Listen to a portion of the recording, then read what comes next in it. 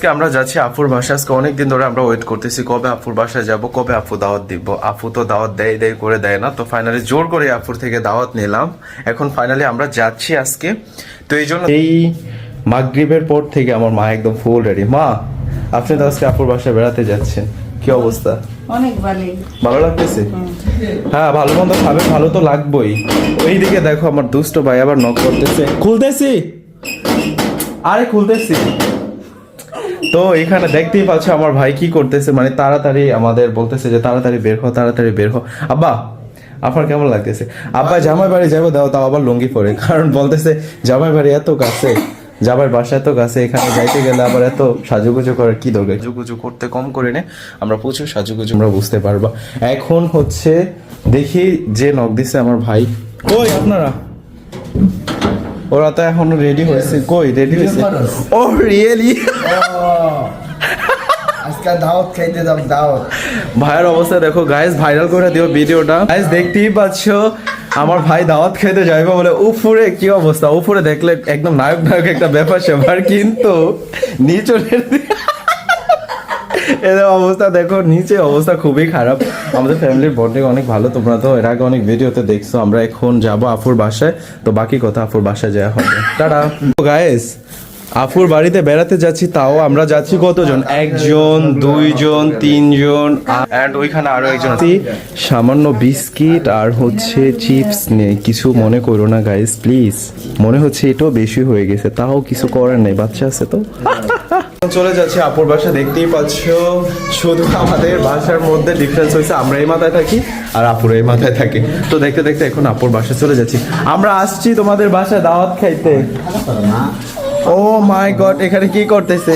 অতিথিদের রিসিপ্ট করতেছে না গাইস, দেখেন অতিথিদের রিসিপ্ট, অতিথিদের রিসিপ্ট কর। আমরা সবাই আপুর বাসায় দাওয়াত খাইতে চলে আসছি। তো গাইস অবশেষে আপুর বাসা চলে এলাম। এসে দেখি এখানে পুরো দম আয়োজন শুরু হয়ে গেছে। আমার দুলাভাই আপুকে কাজে হেল্প করতেছে। এইখানে আপু আবার ফুলকো ফুলকো টাইপের কত সুন্দর করে টিকাগুলো বানিয়ে ফেলছে, দেখি খেতে ইচ্ছে করতেছে। এই জিনিসটা অনেক নাইস না? সবাই কাজ করতেছে কিন্তু বাবু যখন কার্টুন দেখতেছে চারদিক থেকে মশা ঘিরে ধরছে, এই জন্য ওকে একটা ছোট্ট মশারির মধ্যে রেখে এই কার্টুনটা ছেড়ে দেওয়া হয়েছে। যাই হোক, এইদিকে রান্না করা আপু একাই কাজ করতেছে, তো আমি আপুর পাশে ঘুরঘুর করতেছি যে আমাকে কোনো কাজে লাগে কিনা, কিন্তু আমাকে কোনো কাজেই লাগে না। তো আমি ভাবলাম যে এই পাকে একটা ব্লগ করে ফেলেই, তো তোমাদের সাথে শেয়ারও করি, এই জন্য আমি ব্লগটা করতেছিলাম। দেখো আপু কত সুন্দর করে রান্না করতেছে সবকিছু, যেহেতু আমরাই আমাদের ফ্যামিলির সবাই, বাহিরের কেউই না, এই জন্য আপু খুব সুন্দর করে নিজের মতো করে সবটা রান্না করতেছে। কালারটা দেখি দেখো মনটা ভরে যাবে, এত সুন্দর একটা ফ্লেভার আসছিল, বিশ্বাস করো গাইস। একটা কথা বলি, গরুর মাংস দিয়ে তো অনেকবার কাচ্চি খাইছি, বাট চিকেন দিয়ে কাচ্চি কখনো খাওয়া হয় না। এটাই ফার্স্ট টাইম চিকেন দিয়ে কাচ্চি খাওয়া, তাও আপুর হাত। আমার আপুর রান্না বান্নার হাত তো বরাবরই অনেক ভালো, বাট এটা কেমন হয় এটা দেখারই অপেক্ষায় ছিলাম আমরা সবাই।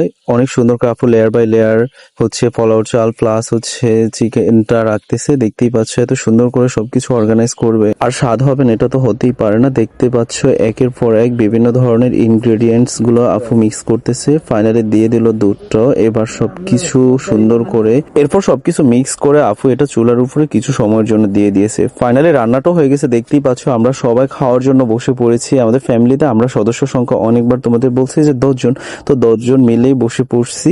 ঠিক আছে, সুন্দর করে আপু একের পর এক সবকিছু বেড়ে দিচ্ছে সবাইকে। আর কে কোনটা খাবে, নুসরাতের আলাদা রিকোয়ারমেন্ট আছে যে সে কোনটা খাবে, ঠিক আছে। তো সবকিছু ওইভাবে আপু সুন্দর করে সাজিয়ে দিচ্ছে। এরপর দেখতেই পাচ্ছ আমিও নিজেকে একটু দেখালাম, আমি শুধু ভয়েসই দিচ্ছি, বকবক করছি, বাট নিজেকে দেখাচ্ছি না, এটা হতে পারে। ফাইনালি আমিও খেতে বসে পড়লাম। ভাই কি বলবো, ফর দ্য ফার্স্ট টাইম যদিও, বাট এত বেশি টেস্ট লাগছিল। যাই হোক, এক ঝলকে পরিবারের সবাইকে তোমাদের দেখিয়ে দিচ্ছি। এই অল্প স্বল্প মানুষগুলো নিয়ে হচ্ছে আমাদের হ্যাপি ফ্যামিলি। সুখে দুঃখে আনন্দে আমরা সবসময় আমাদের প্রত্যেকটা দিন কাটে, ভালো মন্দ সবকিছু ঘিরে আমরাই। সো যাই হোক, এরপর আমাদের সবার খাওয়া দাওয়া শেষ হয়ে গেছে এক পর্যায়ে। এবার সবাই হচ্ছে একটু কোল্ড ড্রিঙ্কস খাবে। এটা কোল্ড ড্রিঙ্কস না খাইলে তো আসলে দেখেছে গ্যাস হইতে পারে। যাই হোক, কোল্ড ড্রিঙ্কসটা আসলে এরকম কিছু খাওয়ার পর না খেলে ভালো লাগে না। তো ফাইনালি দেখো এই যে আপুটা, তাকে অনেকবার ফোন দেওয়া হয়েছে, আপু আসতে অনেকটা লেট করে ফেলছে। এখন আপু একা একা বসে বসে খাচ্ছে, কি আর করবে, বেচারি মানুষ আমাদের সবার সাথে বসে আনন্দ করতে পারে না, কারণ অনেকটা লেট করে ফেলছে। সে আসলে জ্যামে অনেকটা সময় আটকে গেছে। যাই হোক গাইস, আজকের ভিডিওটা এই পর্যন্তই। যদি ভালো লেগে থাকে লাইক কমেন্ট শেয়ার এবং ফলো করে আমার পাশে থাকবে, আমাদের পাশে থাকবে, এবং আমাদের ভিডিওগুলো কেমন লাগে সেটাও মতামত দিতে পারো।